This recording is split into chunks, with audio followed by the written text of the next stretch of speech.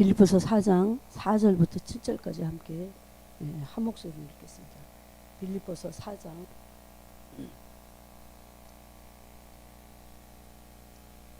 4절부터 7절까지 같이 한 목소리로 합독하여 읽겠습니다. 빌립보서 4장 4절입니다. 주 안에서 항상 기뻐하라. 내가 다시 말하노니 기뻐하라. 너의 관용을 모든 사람에게 알게 하라. 주께서 가까우시니라. 아무것도 염려하지 말고 다만 모든 일에 기도와 간구로 너희 구할 것을 감사함으로 하나님께 아뢰라. 그리하면 모든 지각에 뛰어난 하나님의 평강이 그리스도 예수 안에서 너희 마음과 생각을 지키시리라. 아멘. 네. 오늘은 특별히 4절과 5절 이런 말씀을 중심으로 같이 나누겠습니다. 우리가 지난 시간에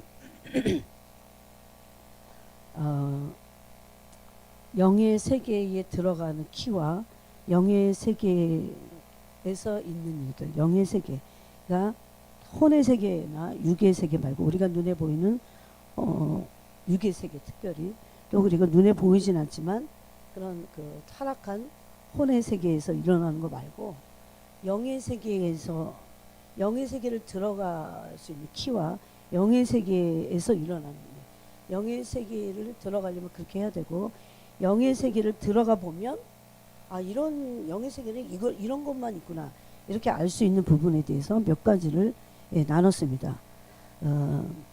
특별히 그 첫 번째가 찬양과 경배입니다.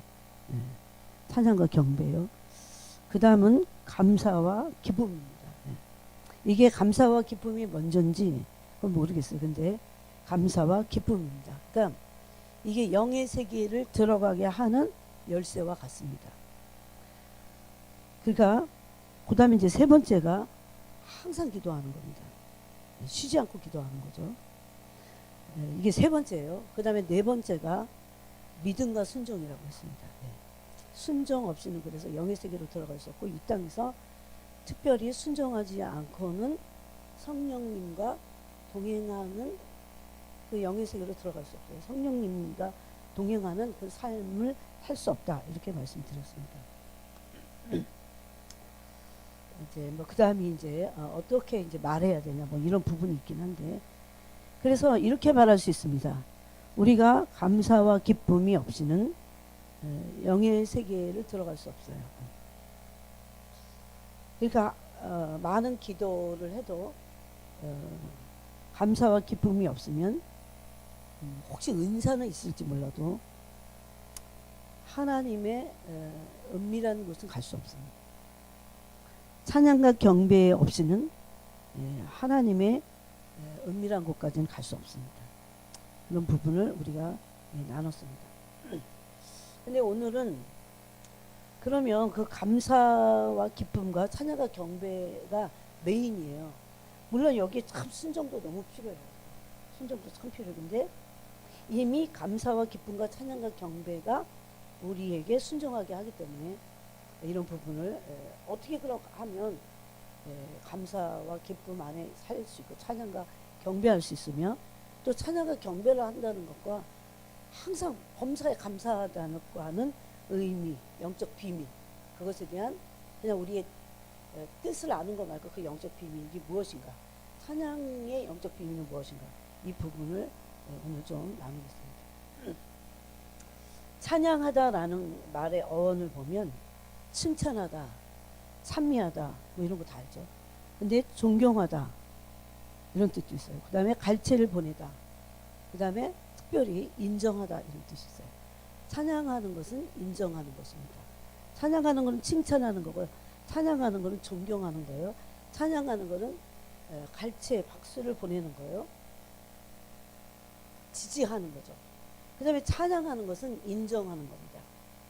그래서 찬양하다라는 말은 특별히 우리가 찬양을 하는 것은 아는데 찬양하는 것에 대한 그 인정 이 부분을 좀 나눠보면 찬양하다라는 말은 어떤 것을 인정하여 확고하게 믿는다 이런 말입니다.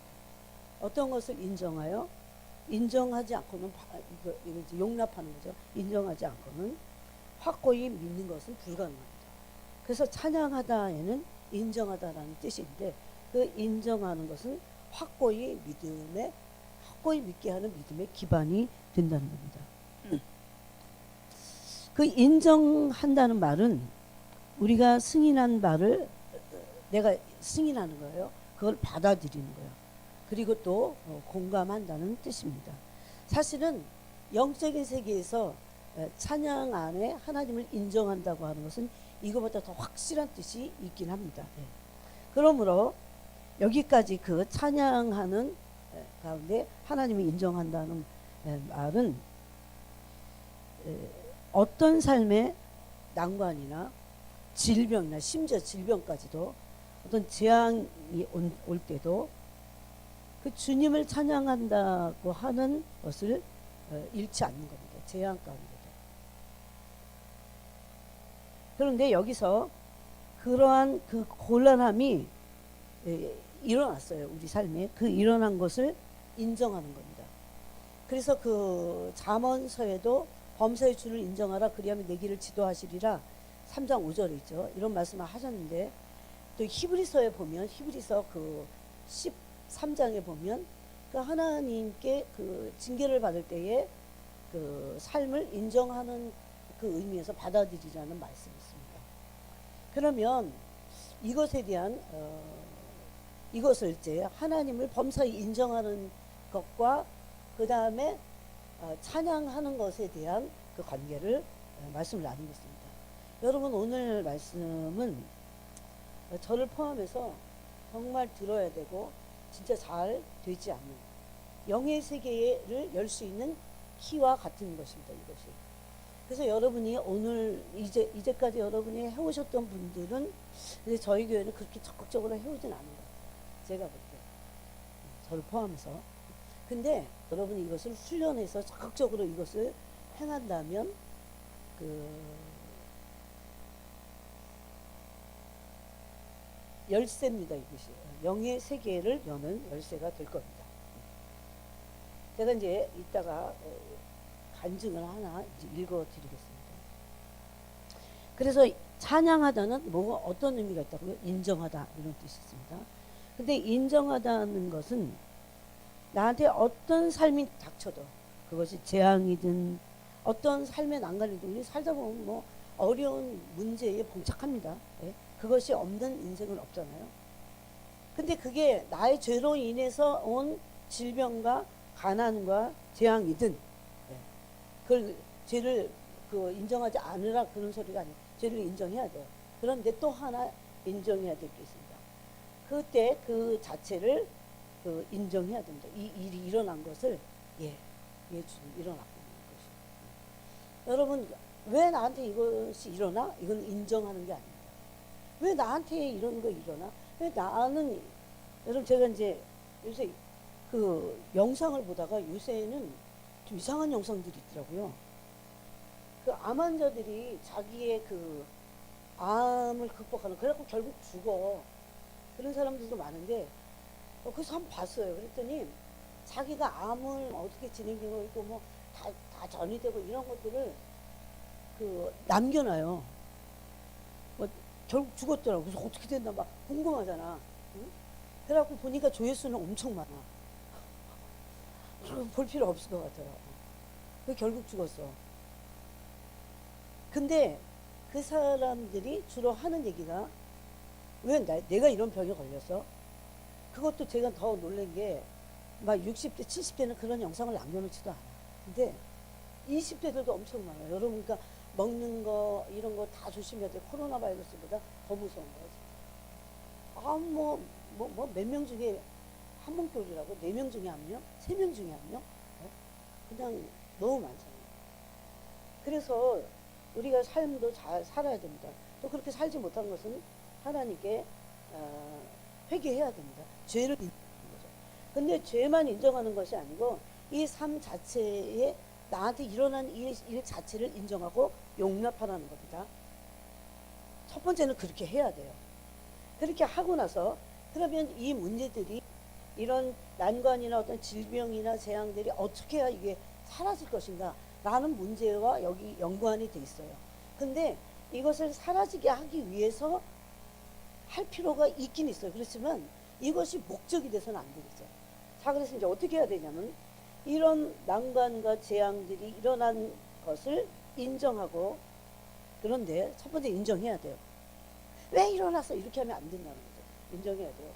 그 다음에는 우리의 삶을 위해서 하나님께서 이 두 번째가 필요해요. 이게 우리의 삶을 위해서 하나님께서 준비하신 하나님의 계획이 있다고 하는 사실을 받아들여요.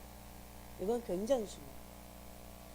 이거를 얼핏 생각하면 알 것 같잖아요. 아, 뭐 하나님 다 계획하셨지 뭐, 이렇게 말하는 거하고, 이거를 진짜 내가 이걸 아주 개인적이고 아주 디테일하게 한번 적용해서 내가 재앙을 만났을 때 이것을 하나님께 인정한다고 생각해요.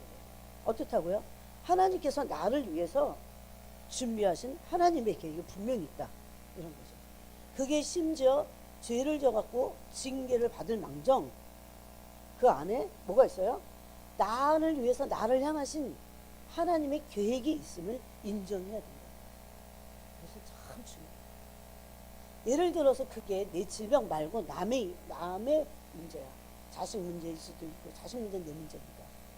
또 뭐 집안 식구들 문제일 수 있어요. 돌아오지 않는 식구들.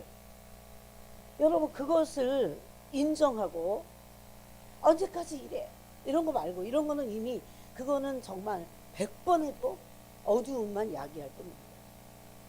내 삶을 위해서, 우리의 모두의 삶을 위해서 하나님께서 준비하신 계획된 뭔가가 있다는 것을 인정해요. 여기서의 그래서 찬양하다는 인정하다 하고 연결이 됩니다. 찬양은 하나님을 인정할 때 할 수 있는 거예요. 어떤 거를, 내가 죄를 졌다면 죄를 인정하는 거예요. 회개하는 거예요. 여러분, 회개만 하지 않고 회개 가운데서 깊어질 때 하나님이 찬양을 드립니다. 구원의 은혜.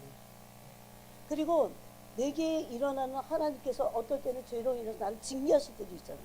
예? 또 마귀가 우리를 공격할 때도 있잖아요. 어떤 것이든지 간에 그것을 우리 삶을 위한 하나님의 계획 이 안에 있다는 거예요. 이 자체가 그렇다는 게 아니라 이런 징계 안에도 우리를 위한 하나님의 계획이 있다는 거예요. 나를 위해서 준비하신 게 있다는 거. 예? 그 믿음으로 인정하는 거하고 그냥 아무 생각 없이 빨리 나아야 되는데, 아니면 이 문제가 해결돼야 되는데, 그래서 막 기도하다가 또 지치다가 기도하다가 지치다가 기도하면서 엄청 괴롭고 막 일어나지 않으니까, 이런 거하고는 전혀 틀립니다. 그러므로 주님께 대한 찬양은 이것을 인정하는 감사 없이, 이걸 인정할 때 감사하게 되거든요. 이것을 하나님께 인정하는, 어떻게 뭘 인정하라고요? 하나님이 나를 위해서, 내가 설령 이것을 죄를 범했다 할지라도 나를 위해서, 이 사건을 통해서 나를 위해서 계획하신 어떤 준비하신 것이 있다 라고 하는 것, 아는 것. 그렇게 될 때 그런 인정은 주님께 대한 감사로 이어집니다. 그래서 주님께 대한 찬양은 이런 감사함 없이는 진정으로 주님을 찬양할 수 없어요. 여러분, 뭘 감사해요? 마귀는 왜 도둑질을 하고 파괴시키는 존재라고 하는지 아세요? 마귀는 나를 위해서 준비한 어떤 좋은 계획이 없어요. 하나님은 심지어 내가 범죄했을지라도 우리가 회개하고 주님께 나가면, 회개하면서 주님께 나가서 회개하면 주님은 우리를 위한 어떤 계획을 갖고 계시고 그 계획을 준비하고 계시다. 우리는 징계를 받고 매를 맞아서 마땅하잖아요. 어떤 범죄에 대해서. 그런데 여기까지가 우리를 향하신 주님의 뜻이 아니라는 겁니다. 그럼 회개하는 자들을 통해서 이 삶에서 일어나고 있는 모든 문제를 하나님이 계획이 있다는 것을 인정하라는 겁니다. 그렇게 해야만 우리는 감사할 수 있어요. 여러분, 아직도 돌아오지 않는 식구들을 감사할 수 있을까요? 그 아들을, 딸을 감사할 수 있을까요? 아니, 기도도 안 하면서 감사한다 그런 거 말고 하나님. 근데 보통은 하나님께 맡겼어 그런데 기도를 안 해요. 그건 진정한 맡김이에요. 또 하나님께 맡겼다고 하면서 기도는 하는데 그 상황에서 우리가 보통 하는 거예요. 기도는 해요. 그래도 열심히 있는 사람들. 근데 그 사람을 향한 하나님이 그 사람을 위해서 준비하신 계획에 대한 인정, 그것을 믿고 감사하는 건 없죠. 이게 참 이건 하기 힘들어요. 또 몰라 그래요. 이 부분에 대해서. 보통은 뭐가 나올까요? 사실이니까 그렇게 말을 해요. 왜 저런지 왜 정말 저렇다 이렇다 이런 평가를 내립니다. 또 그게 사실이기도 합니다. 그렇지만 그렇게 하는 것은 영의 세계에서 없더라고요. 제가 보니까. 자, 이제 좀 더 얘기를 해볼게요. 그래서 진정으로 그 사람 자체에 대한, 하나님의 형상으로 지으신 그 사람 자체에 대한 존재에 대한 감사, 인정, 그리고 그가 하나님의 계획된 그 준비 가운데 있다는 것, 이거 인정할 수 있을까요? 이걸 인정해야 감사. 이게 문을 여는 열쇠라. 오늘 말씀은 마귀가 참 싫어할 거예요. 더. 그러므로 찬양은 찬양과 감사, 그 감사와 찬양은 그 감사와 기쁨을 거기에 내포하고 있어요. 그러니까 우리가 그 사람에 대한 비난이나 아니면 환경에 대한 비난이나 어떤 것도 없어야 되더라고요. 그래야 이게 문이 열리더라고요. 그러니까 아까 뭐라고 그랬어요? 하나님이 그 사람을 위해서, 그 사람의 삶을 위해서, 또 나의 삶을 위해서, 왜 내가 그 사람하고 관계를 맺고 있습니까? 하나님은 여러분 우리가 불행하길 원하실까요? 절대 그러지 않아요. 하나님의 모든 계획은 우리가 이 땅에서도 행복한 관계를 유지하고 사는 것을 원하십니다. 그래서 지금 당장 눈에 안 보여도 그것 때문에 전전긍긍하면서 괴로워하지 말고 그 내가 기도하고 있는, 그 중보하고 있는 그 사람의 삶을 위해서 준비하신 하나님의 계획이 있다고 하는 것을 인정할 때 진짜 기뻐할 수 있고 또 진짜 중보할 수 있고 감사할 수 있다. 근데 이것은 하나의 지금 교훈으로 주는 것만이 아닙니다. 여러분 이 삶을 우리가 훈련해요. 참 놀라워요. 이것은. 훈련하면 여러분 매일 우리는 사람과 살면서 부딪히잖아요. 특별히 제일 많이 부딪히는 사람들이 가족입니다. 늘 가족과 부딪히면서 오늘 오전에도 그 온유함에 대해서 우리가 들었지만 우리는 준마, 명마가 되어야 되잖아요. 명마.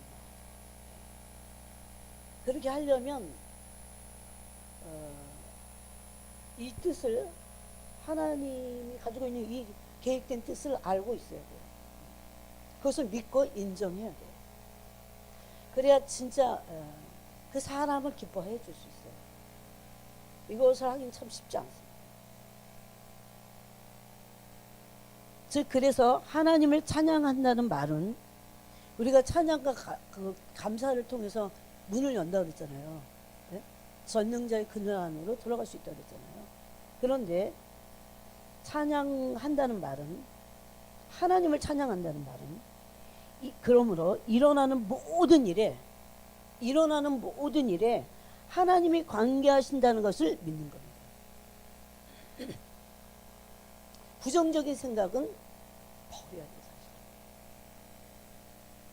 부정적인 생각으로 인해서 판단하지만 그게 깊어지면 여러분 절망하고 기도 잘 못해요. 그래서 이 부분에 있어서 우리는 확실한 계시를 우리에게 하나님 주시고 또 받아야 돼요. 그래서 하나님이 모든 일에 관계하시고 나와 그 사람하고의 관계에도 관계하세요. 하나님이.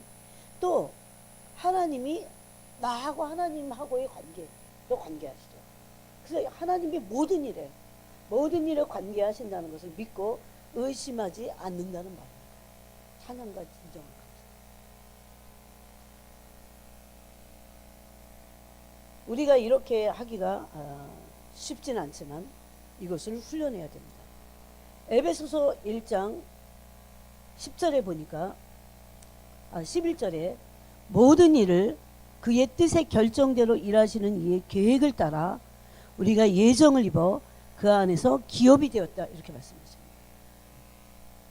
근데 여기서 하나님의 모든 계획과 하나님의 뜻은 선하십니다. 이거에 대한 아주 구체적인 이 부분에 우리의 관점을 딱 일치하도록 해야 돼요. 하나님은 모든 지금 일어나고 있는 모든 일에, 여러분 모든 일입니다. 내가 원하는 일만이 아니에요. 내가 원하는 원하는 일들이 일어나서가 아니에요. 우리는 살다 보면요, 내가 원하지 않는, 내가 영적으로도 원하는 일보다는 원하지 않는 일들이 일어나는 것이 더 쉽고 어떨 때는 더 많아요.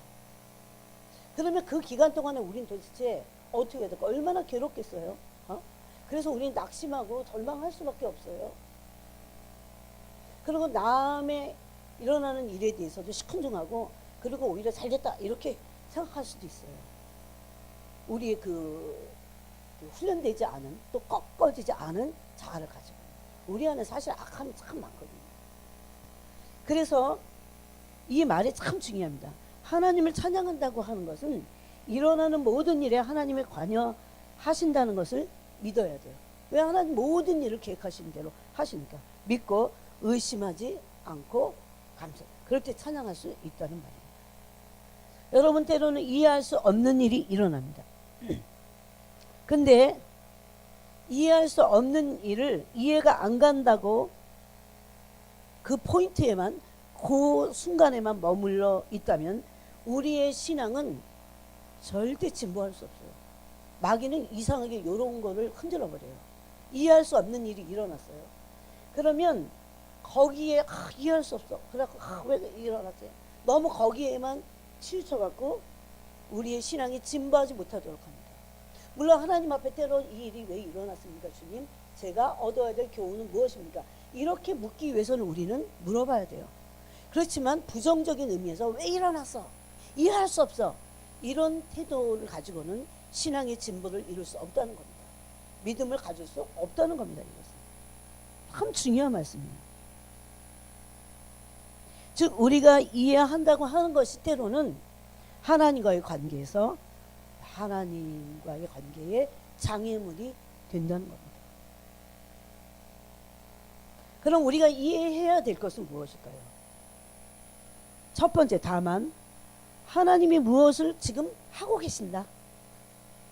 하나님은 그럼에도 불구하고 여전히 지금도 무엇을 하고 계셔. 여러분, 이것을 믿는 사람들은 기도하지 않을 수 없어요. 하나님이 여전히 믿음을 갖고 있기 때문에 소망을 가지고 기도합니다. 하나님은 지금 무엇인가를 준비하고 계시다. 저 사람을 위해서, 저 돌이키지 않는 저 자식을 위해서 하나님 뭔가 준비하고 계시다. 이렇게 믿고 구하는 것과 아무 생각 없는 거하고는, 그 아무 생각 없는데 갑자기 무슨 일을 딱 저질렀어. 그럼 너 하는 게 다 그렇지 뭐. 그러면서 이제 그러면서 자기가 한 말에 자기가 걸려들면서 마귀고 듣고 있잖아요. 그래갖고 그것에 의해서 살아가게 됐어요. 뭐라고요? 하나님은 지금 무엇을 하고 계시다. 그런데 하나님이 하시는 일과 그의 방법과 뜻은 우리는 이해할 수 없어요. 그죠? 이해하려고 하면 안 되는 게 있어요. 뭘 이해하라고 이해하려면 하나님은 성경 기록하신 것을 이해하세요. 하나님은 지금 무엇인가를 일하고 계시다. 여러분, 이걸 믿는 건요 참 대단해요. 우리는 엄밀히 따지면, 여러분 생각해 보세요 한번. 우리는 참 연약해요. 진짜 이렇게 연약할 수가 없어요. 근데 그거에 비하면 하나님은 얼마나 위대하십니까? 우리가 워낙 연약하고, 우리가 워낙 믿음이 없고, 워낙 우리가 좀 이 세대 가운데 있으니까 하나님이 자꾸 그러신 분으로 우리가 하나님을 제한해버리지만, 하나님의 위대하심 때문에 우리가 위대하게 될 수 있는 거죠. 왜? 하나님은 뭔가 나를 위해서, 하나님의 형상과 모양으로 창조하신 나를 위해서, 여러분 하나님 아버지가 그 나를 처박아 두시겠어요? 네? 이때 정말 필요한 게 믿음이라니까요. 하나님은 뭔가를 지금 하고 계시다는 거예요. 이것은 참 중요합니다. 이것을 믿는 거. 이것을 이해해야 돼요. 오히려 이해하려면. 그 다음에 두 번째는 하나님은 나를 사랑하신다. 이것을 이해하려고 해요. 왜 내게 이 일이 일어났어? 왜 도대체 언제까지 해야 돼? 이런 것들은 우리가 이해할 영역이 아니에요. 왜? 하나님의 섭리와 경륜 가운데 있기 때문에. 하나님의 섭리와 경륜은 어디서 나옵니까? 하나님은 모든 인류의 역사를 위한 섭리와 경륜만 하시는 게 아니에요. 나비가 펄럭이는 그 움직임까지도 섭리와 경륜 가운데 있다는 거예요. 왜냐하면 그 움직임을 통해서 어떤 영향을 받아 그 영향의 결과들이 어떤 것들이 일어날지를 하나님은 꿰뚫어 알고 계시잖아요. 그 우리가 알고 있는 것은 눈으로 본다고 해서 눈으로 보는 거 알고 있는 것은 정말 아무것도 아니라는 거예요. 그래서 우리가 이해하기 위해서는 하나님은 우리를 사랑하신다는 것을 이해해야 돼요. 그 다음에 세 번째가 오늘 지금 나눈 것입니다. 하나님은 어떤 문제가 일어나도 어떤 징계를 심지어 우리가 받아도 하나님은 나를 위해 계획을 마련하고 계시다는 것을 우리가 이제 성취합니다. 내 가족을 위해서, 믿지 않는 가족을 위해서도 내가 그것을 믿고 구하는 것과 그런 믿음을 가지고 있는 것과 반대로 어떤 믿음을 가지고 있어? 왜 이러지? 언제 돌아올까? 언제 돌아옵니까? 주님. 이런 차원의 믿음과는 틀리죠. 왜 이렇게 기도하는데도 왜 안 돼요? 이렇게 질문하는 것은 안 돼요. 근데 이 세 번째를 이해하고 믿어야 된다. 인정해야 돼요. 그래서 찬양하다의 원어에 인정하다가 있는 거예요. 네? 찬양은 하나님의 모든 계획을 나를 향한, 또 내 가족들을 향한, 또 우리 교회를 향한, 심지어 또 우리 나라를 향한 하나님의 계획이 준비되어 있다는 것을 인정하고 이해하고 믿는 겁니다. 그것을 오히려 믿어요. 그래야 하나님과 소망이 생겨서 기도하잖아요. 기도하기 위해서만 하는 얘기가 아닙니다. 이 자체가 진리라는 거예요. 여러분 로마서 8장 8절을 한번 읽어보겠습니다. 로마서 8장 28절. 바로 이 말씀의 의미가 바로 그 뜻입니다. 28절을 다 같이 한번 우리가 읽어보겠습니다. 8장 28절 시작. 우리가 알거니와 하나님을 사랑하는 자, 곧 그의 뜻대로 부르심을 입은 자들에게는 모든 것이 합력하여 선을 이루느니라. 아멘. 여러분 만약에 우리가 이 로마서 8장 28절에 대한 정확한 계시를 받지 못하면 여러분 사람들이 행하는 모든 일에 우리 비난하게 돼 있어요. 저 사람 왜 저렇게 하고요? 왜 나랑 다 틀리니까 어떻게 똑같아? 네? 이 사람은 이렇고 저 사람은 저런데 왜 그럴까?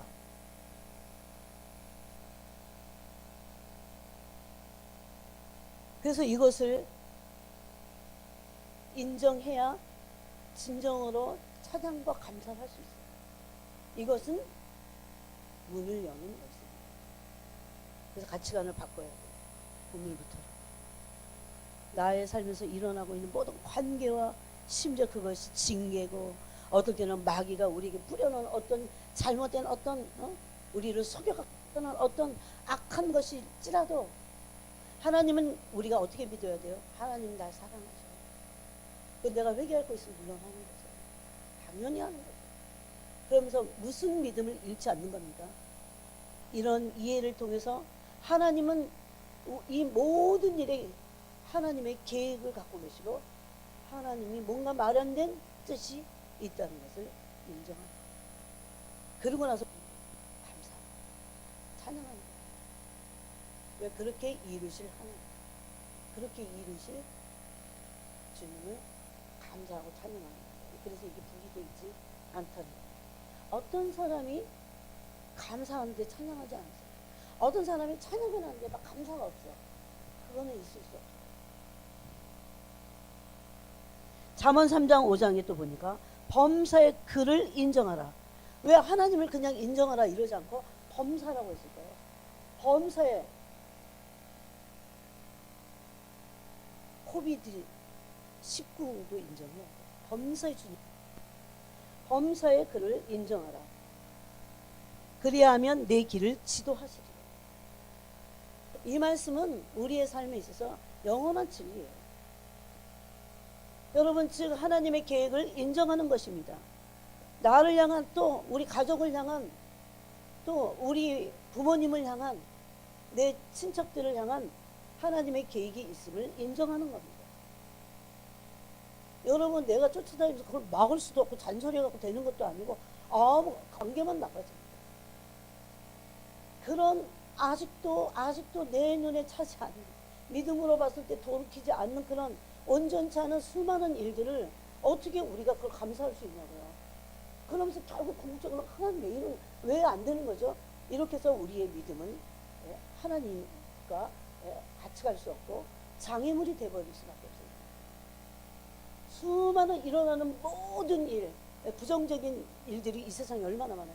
그럼에도 불구하고 그런 일들 속에서 잠잠히 하나님의 모든 계획하심과 하나님의 뜻을 인정하고 하나님이 준비하신 것까지 바라보면서 감사하고 찬양할 수 있는 것은 우리가 가져야 될 열쇠. 이것이 전능자의 그늘, 지존자의 은밀한 곳을 우리 영혼에 들어가게 한다.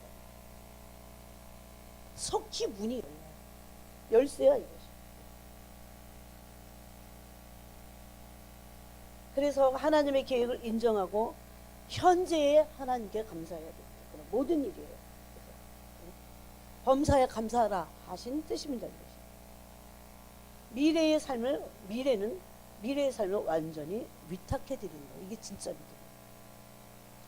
내 삶만 위탁해 드리는 게 아니에요. 내 가족의 삶들도 위탁해 드리는 거예요. 그래서 좋지 않은 일이 일어날 때, 심지어 그럴 때도 그 상황을 보고 그 사람에 대해서 하나님 만드신 사람이죠. 그 사람을 이건 참 쉽지 않은데 이것을 해야 됩니다. 연습해야 돼요. 훈련해야 돼요. 그래야 하나님이 문을 열고 당신이 일하시기 시작합니다. 그 부분을 좀 더 나머지를 나눠보겠습니다. 만일 우리가 공경에 처해 있습니까? 하나님이 나를 사랑하시면 나에게 유익하게 하기 위해서 그런 환경을 주셨다는 것을 받아들여야 돼요. 인정해요. 여기에 뭐가 있다고요? 분명히 나를 사랑하셔요. 원수는 반대로 얘기해요. 원수 반대로. 너 지금 하나님 너 사랑하지도 않고 너의 그러면서 우리의 죄를 막 뒤척이겠죠. 네? 물론 우리가 필요한 죄들은 회개해야 됩니다. 회개를 제외한 말씀이 아니에요.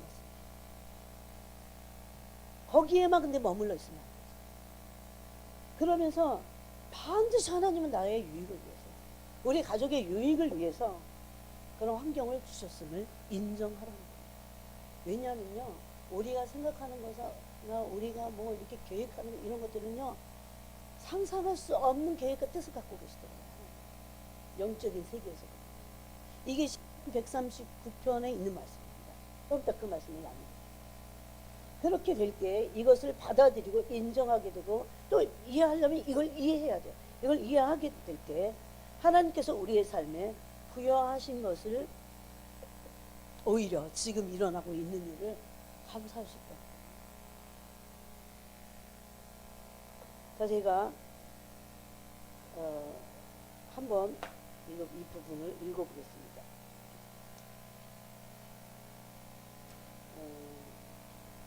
이 구체적인 거를 한번 간증을 한번 읽어봐야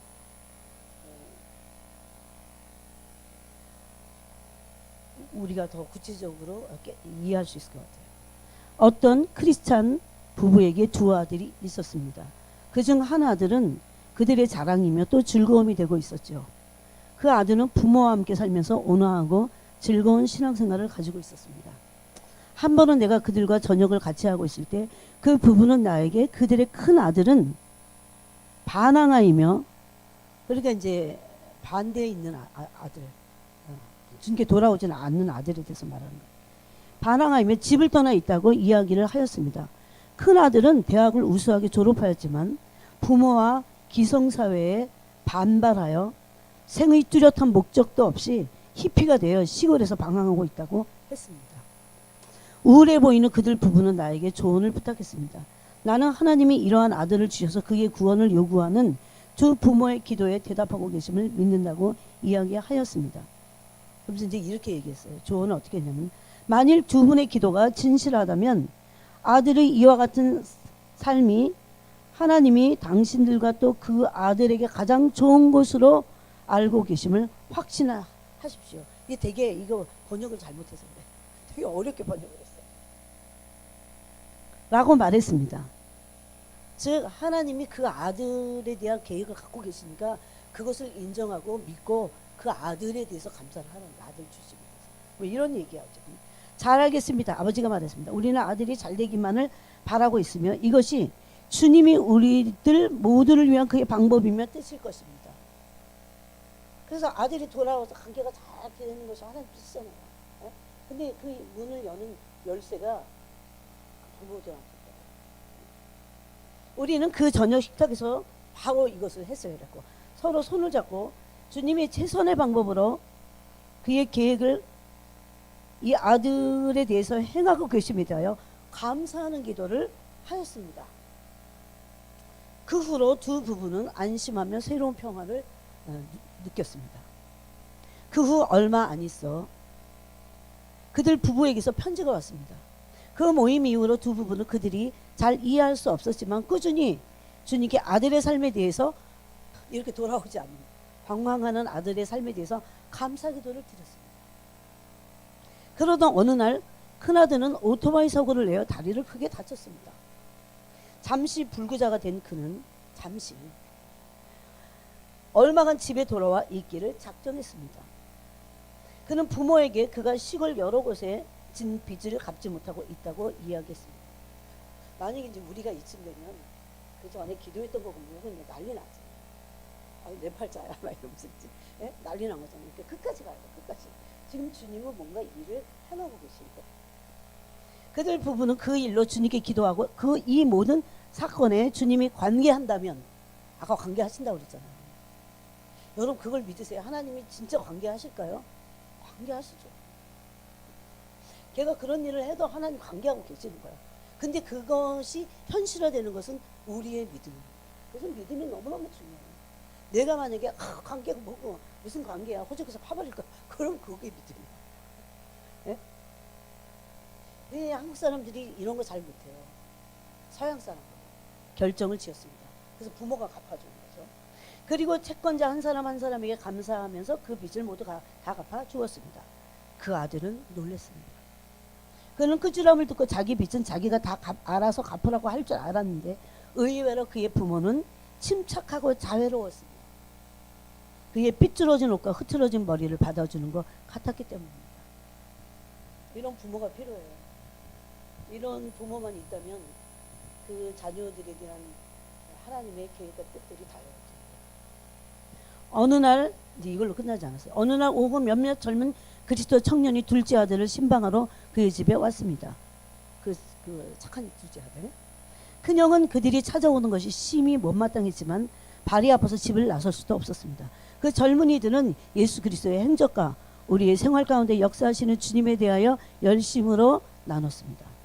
처음에는 큰형이 그가 말하는 바 그들의 천진성과 생을 추상적으로 파악하는 것에 대하여 통렬히 비판하였으나 곧 그는 주의 깊게 이야기를 듣게 되었고 무엇인가 알아보려고 질문도 하였습니다.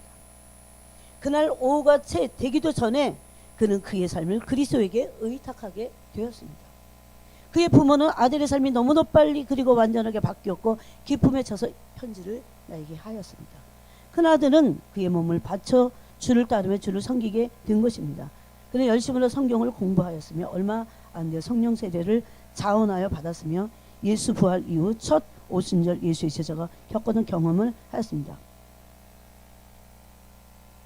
그러면서 이렇게 썼어요. 수개월 동안 관심을 가지고 열심히 드린 기도는 이 젊은이지 못했습니다. 다만 그들 부모가 주님을 향해 여기서 이 말은 기도를 제외하라 이런 얘기는 아닙니다. 다만 그들 부모가 주님을 향해 그의 지금의 생활을 즐겁게 받아들였을 때 비로소 주님이 그들 모두를 위하여 계획한 것을 실현하도록 문이 열린 것입니다.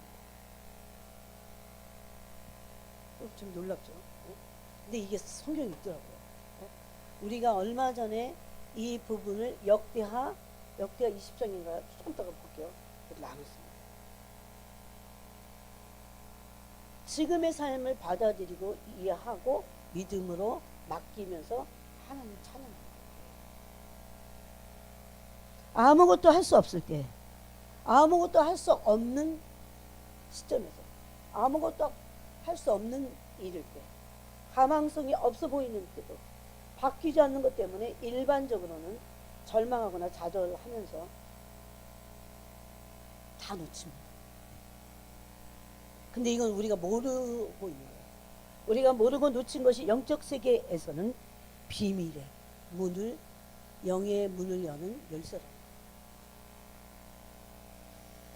저희 교회는 이 부분을 좀 많이 훈련해야 되지 않을까 그런 생각합니다.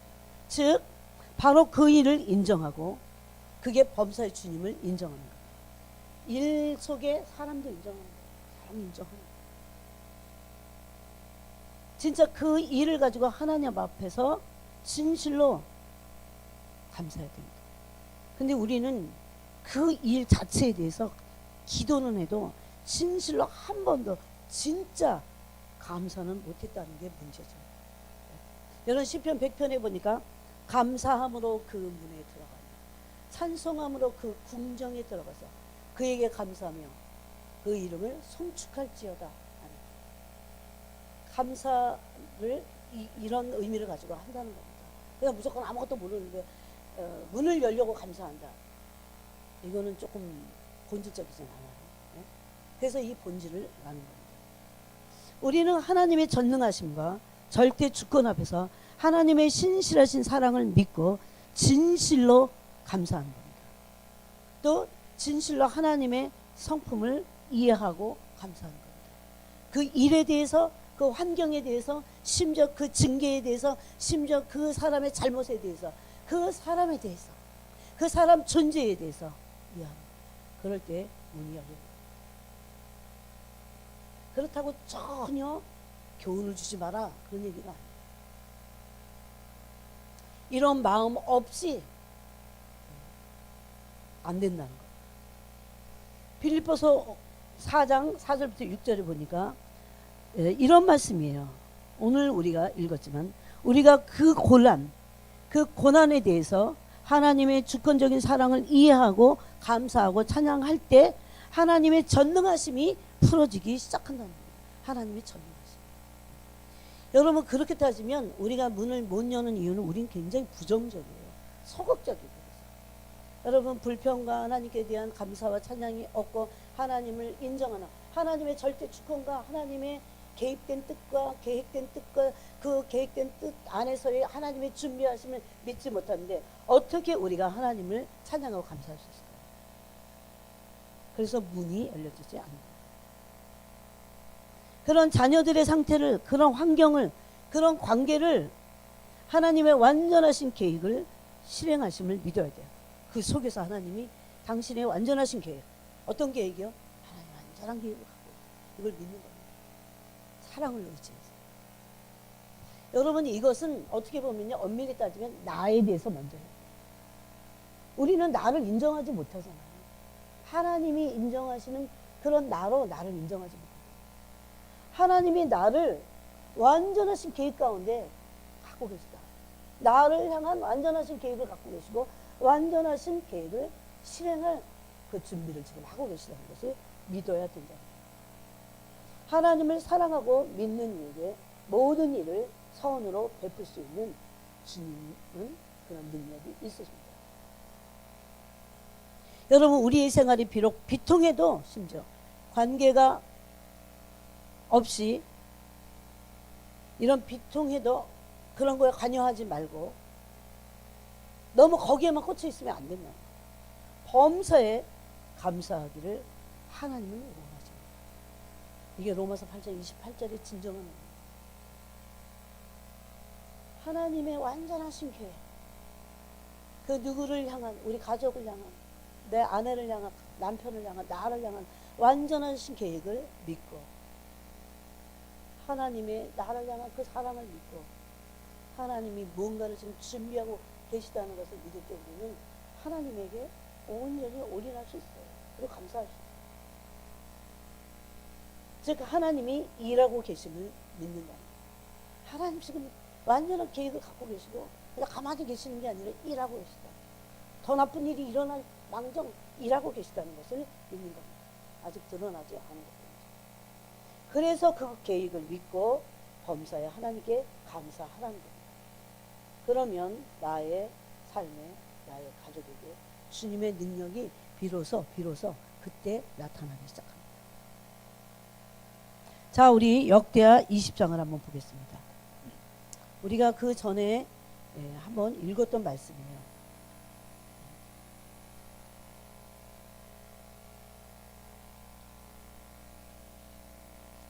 역대하 20장 다 펴세요. 이것은 역대하 20장은 여호사밧과 아람의 전쟁 얘기가 나옵니다.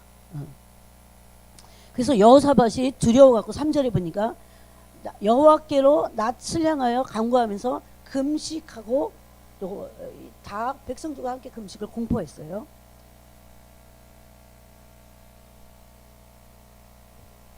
그래서 4절에 이렇게 말합니다. 유다의 왕과 유다 사람과 유다의 왕 누구예요? 여호사밧이 아람이 지금 쳐들어오니까 두려워갖고 막 하나님께 지금 도움을 구하려 성읍에 모여갖고 간구했어요. 근데 5절에 여호사밧이 좀 우리가 이제 한번 좀 살펴볼게요. 이 말씀을 좀 더 오늘 말씀과 여러분이 포인트를 좀 같이 하면서 한번 이해를 해보세요. 여호사밧이 여호와의 전 세 뜰에서 유다와 예루살렘의 회중 가운데 서서 이르되 우리 조상들의 하나님 여호와여 주는 하늘에서 하나님 아니시니까 이방 사람들의 모든 나라를 다스리지 아니하시나이까.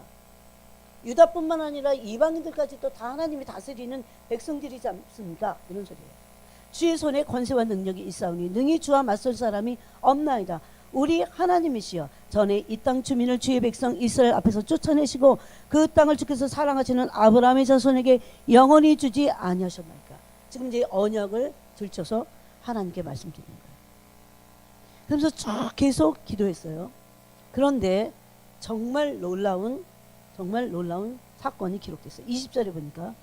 그래서 거기 그 하나님의 사람이 나타나서 17절에 이 전쟁에는 너희가 싸울 것이 없나니 대열을 이루고 서서 너희와 함께한 여호와가 구원하는 것을 보라. 유다와 예루살렘아 너희는 두려워하지 말며 놀라지 말고 내일 그들을 맞서 나가라. 여호와가 너희와 함께하리라 하셨느니라 하네. 그때 여호사밧이 한 게 20절부터예요. 이에 백성들이 아침이 일찍 일어나서 드고와 들러 나가니라. 그래도 아무리 하나님의 사람이 말해도 무서워 죽겠어. 그래갖고 안 나가면 끝나는 거예요. 이거는. 네? 일단 믿음으로 나갔습니다. 나갈 때에 여호사밧이 서서 이르되 유다와 예루살렘 주민들아 내 말을 들을지어다. 너희는 너희 하나님 여호와를 신뢰하라. 그리하면 경고히 서리라. 그의 선지자들을 신뢰하라. 그리하면 형통하리라. 여러분 뭐 한 거예요? 하나님이 이 사건에서 행하실 일, 하나님이 계획하신 일, 하나님이 그 계획을 믿는 거예요. 신뢰하고 나간 거예요. 네? 그의 선지자들의 말을 신뢰하라 그랬잖아요. 그래야만 형통하리라. 여호사밧이 기도하면서 이 믿음이 생긴 겁니다. 이 믿음을 가지고 나간 거예요. 나가면서 진짜 하나님의 완전하신 계획과 그들을 향한 준비하심을 믿게 되니까 여호사밧이 어떻게 했습니까? 21절을 함께 읽겠습니다. 시작. 백성과 더불어 의논하고 노래하는 자들을 택하여 거룩한 예복을 입히고 군대 앞에서 행진하며 여호와를 찬송하여 이르기를 여호와께 감사하세. 그의 인자하심이 영원하게 하였더니 그 노래와 22절도 읽으세요. 그 노래와 찬송이 시작될 때에 여호와께서 복병을 두어 유다를 치러 온 암몬 자손과 모압 세일산 주민을 치게 하심으로 그들이 패하였으니. 아멘. 하나님이 그리고 나서 하나님의 모든 계획하심을 의뢰하고 신뢰하고 나서 어떻게 했어요? 진짜 믿으니까 여호사밧이 그러니까 굉장히 영적인 굉장히 아주 좋은 생각을 이 당시에 가지고 있어요. 천재적이죠. 이거는 연계해서 알게 된 거예요. 그냥 사람이 그렇다고 알아서 감사해요. 우리가 배워야 될 게 있는 거예요. 믿고 진짜 감사하니까 뭐 해요? 그러니까 찬송하는 거죠. 그리고 자기만 하는 게 자기만 그냥 조용히 찬양하는 게 아니고 찬양하는 사람들이 서 있어요. 그래갖고 뭘 찬양했습니까? 하나님의 인자하심을 찬양하게 했어요. 그 하나님의 인자하심에 대해서 찬양하고 어떻게 해요? 감사해요. 그랬더니 그 노래와 찬송이 시작될 때 문제 그거예요. 시작되자마자 예? 복병을 하나님께서 주어갖고 유다를 치러온 암몬 자손과 세일 주민들을 치게 하셨어요. 그래서 아람에서 승리를 합니다. 이거예요. 여러분 이 사건은 이렇게 역대하 20장에 싹 숨어있지만 굉장히 우리에게 너무나 중요한 키를 주시는 말씀입니다.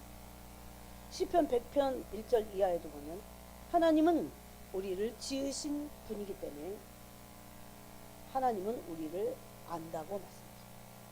내가 너를 지었기 때문에 내가 너를 알아 라고 말씀합니다. 그래서 우리는 그의 것이다. 하나님의 소유된 것입니다. 그리고 하나님의 백성이고 하나님은 우리를 양육하시는 아버지십니다.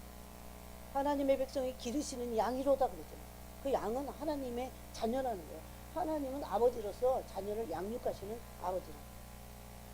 그것을 믿음으로 취하고 지금 있는 것, 우리의 환경, 이 모든 일어나는 모든 일, 관계 이런 모든 것들을 감사할 때 찬양하게 되는 것입니다. 시편 37편 4절에 보니까 또 여호와를 기뻐하라 저가 내 마음의 소원을 이루어 주시리로다. 여러분 제가 전에 그런 기도를 했어요. 하나님 어떻게 하나님을 기뻐할 수 있을까요? 물론 이런 일이 일어나도 다 기뻐해야지 뭐. 단순히 그런 걸까요? 그때 이렇게 가르쳐 주는 거예요. 모든 일 속에 하나님의 완전하신 계획이 너 내가 얼마나 완전한 존재인지 너가 알잖아. 완전하신 계획. 우리는 믿었다 말았다 그러니까 우리 믿음이 온전하지 않죠. 그러므로 우리가 무엇을 바라기 때문에 찬양하는 게 아니라 우리가 하나님의 존재 자체와 하나님이 이 일에 대한 하나님의 완전하신 계획이 있다는 것을 정직하게 알 때 주님을 찬양하게 되고 그 결과로 일어나는 사건들이 있다는 겁니다. 그때부터 여기 뭐라고 했어요? 그 노래와 찬송이 시작될 때 그 결과로 하나님의 능력이 명백히 우리의 삶의 현실 속에 흘러들어. 이게 중요해요. 하나님, 이렇게 문이 열리니까 하나님의 능력이 아주 분명하게 흘러들어요. 그래서 원수가 꼼짝도 못하는 거예요. 말로는 믿음이라고 하는데 계속 두려워하면 그 문은 원수에게 열려 있는 거예요. 하나님에게. 그래서 현실 속에서 하나님의 능력이 계속 들어오는 문이 열리니까 어떻게 됩니까? 조만간 속히 여기 노래를 하고 지금 시작했을 때 조만간 우리의 주의가 변화되게 되는 겁니다. 이것이 감사와 찬양의 결과입니다. 그러므로 감사와 찬양이 없이는 열심히 기도만 가지고는 안 됩니다. 열심히 기도를 하고 감사와 찬양이 없으면 불신이 생겨서 기도 자체가 고통스러워져요. 그렇지만 어떤 환경 속에서도 감사와 찬양을 가지고 하나님께 간구하게 될 때에 오히려 하나님의 완전하신 계획을 강구해야 돼요. 그 일이 온전히 이루어지도록 강구해야 돼요. 이건 내 뜻을 막 종용하는 게 아니거든요. 지금의 삶을 감사하고 인정하고 그 삶 속에 완전하신 하나님의 계획을 믿고 감사드려야 돼요. 그럴 때 비로소 주님께서 그들 또 우리 안에서 우리 모두를 위하여 계획하신 것을 실현하는 그 문이 열릴 것이다. 그래서 여러분 이렇게 기도해야 돼요. 모든 재앙을 없애달라는 기도를 하기에 앞서서 우리가 있는 현 상태를 주님께 감사하고 찬양해야 됩니다. 그럴 때 비로소 그 찬양과 감사가 전환점을 만들다는 거예요. 즉 영적 활동이 시작되는 거예요. 천사들이 막 풀어줍니다. 그 전에는 왜 이렇게 나한테는 천사들이 일을 안 해? 이렇게 할 정도로 조용히 너무 썰렁해. 왜 그러냐면 우리가 문을 그쪽에서 닫고 있거든. 영적 활동이 일어나면 어떻게 된다고? 하나님은 완전하신 계획을 믿고 하나님의 준비하심을 믿고 온전히 감사하고 찬양합니다. 그럴 때 하나님이 실제로 우리의 모든 일에 관여하시고 선을 행하시기 시작합니다. 여러분 시편 139편에 보니까 하나님은 우리가 하나님을 믿을 수 있는 게 뭐예요? 그렇게 하나님 우리 삶을 완전히 계획하고 계셔요. 시편 139편에 보니까 하나님이 우리의 삶에 대해서 너무나 많은 생각이 많다고 했습니다. 또 그 생각을 다 셀 수도 없다고 했어요. 또 그리고 그 하나님의 뜻이 아름답다고 했어요. 제가 한번 이 부분을 읽어보겠습니다. 16절에 보니까 17절에 16절 하반절에 보니까 나를 위하여 정한 날이 하루도 되기 전에 주의 초책에 다 기록이 되었나이다. 저는 이것을 믿습니다. 그러면서 뭐라고 했어요? 하나님이요 그 책에 기록된 주님의 생각이 내게 어찌 그리 보배로운지 완전하신 계획을 갖고 계시다니까. 근데 이건 그냥 성경에 있는 기록된 얘기고 내가 믿느냐 안 믿느냐가 그렇게 중요해요. 내가 나에 대해서만 믿을 뿐만 아니라 다른 사람, 다른 지체들에 대해서도 지체들의 연약한 모습도 지체들의 아닌 모습을 봐도 그렇게 믿고 인정해주고, 여러분 그 지체를 인정한다는 것은 지으신 하나님을 인정하는 거거든요. 그냥 잘못한 거를 막 잘한다고 하는 게 아니에요. 그래서 여기 뭐라고 했습니까? 주님의 생각이, 나를 향한 주님의 생각이 어찌 그리 보배로운지요. 그 수가 어찌 그리 많은지요. 내가 세려고 할지라도 그 수가 모래보다 많도소이다. 그래서 내가 깰 때에도 여전히 주와 함께 있나이다 그랬어요. 심지어 깰 때에도 주님과 함께 있고. 뭐와 함께 있어요? 주님의 계획 가운데 있다 그 소리예요. 그래서 이 시편 139편 앞절에 보면 1절에 보면 여호와의 주께서 나를 살펴보셨으므로 나를 아시나이다. 주께서 내가 안고 일어섬을 아시고 나를 향한 완전하신 계획과 완전히 알고 계시고 완전하신 준비를 하고 계시다는 것을 내가 믿어야 된다. 이것을 원수에게 우리가 빼앗겨서는 안 된다. 심지어 여호와의 내 혀의 말을 알지 못하시는 것이 하나도 없나이다. 그렇지만 우리가 현 상태를, 관계나 나 자신에 대해서나 또 환경에 대해서 하나님의 계획을 모른다면, 그것을 인정하고 믿지 않는다면 이런 일이 일어나죠. 그래서 하나님의 계획을 즐거운 마음으로 받아들이기 시작했을 때 하나님, 이게 범사의 주님을 인정합니다. 그렇게 됐을 때 하나님은 하나님의 계획의 다음 단계로 행하시기 시작합니다. 오늘 말씀을 여쭤보는 거죠. 그 다음에 이제 다음은 이 사실을 믿고 내가 어떻게 믿는 것을 말로 옮길 것인가.